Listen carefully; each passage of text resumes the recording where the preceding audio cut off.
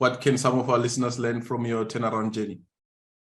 It's the basics, absolutely the basics. And the basics for me always is the people, right? So I think if your people are disengaged, if your people don't buy into the journey, they don't buy into the story, they don't buy into the product, you're absolutely dead. So we had more than 70% of the staff were contractors and had been contractors for 3 to 4 years.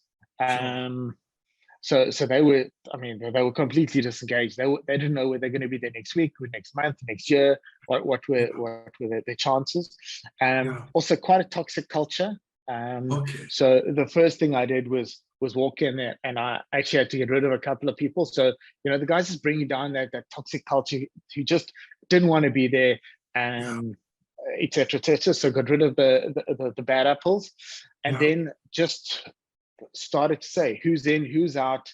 And the guys who wanted out, that was the second phase. And then the guys who were left, I said, cool, now this is what we're going to do. This is the vision. This is where we're going. And if we're all on board, let's go and let's all push in the same direction. So that was the number one thing, is just to get the people all on board. And I think once we did that, the rest of the journey sort of started to fall into place, because and then sticking to, you know, the promises that we had made, like we're going to launch on the 3rd of September, you know, or we said the beginning of September.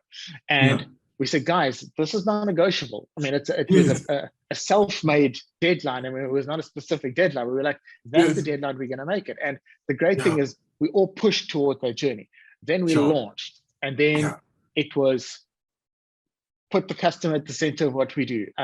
One of the things in that, in one of the promises we made, was 5 steps to sign up in the most simplified way.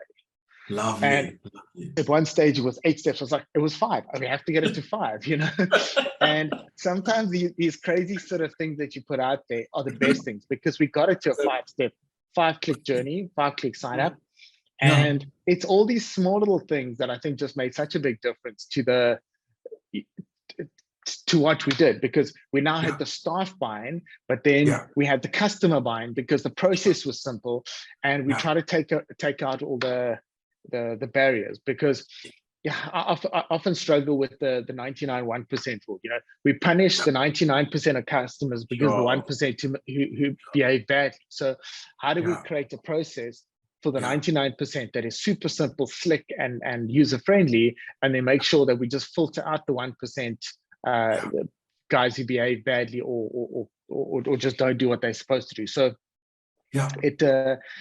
I think those are the key takeouts for me there, is that, you know, I also think that people focus too much on shareholder value. Now, obviously that's important, but I genuinely believe that if you have your staff incentivized and they care about the customer, and the customers incentivized and they cared about, you make money by default, right?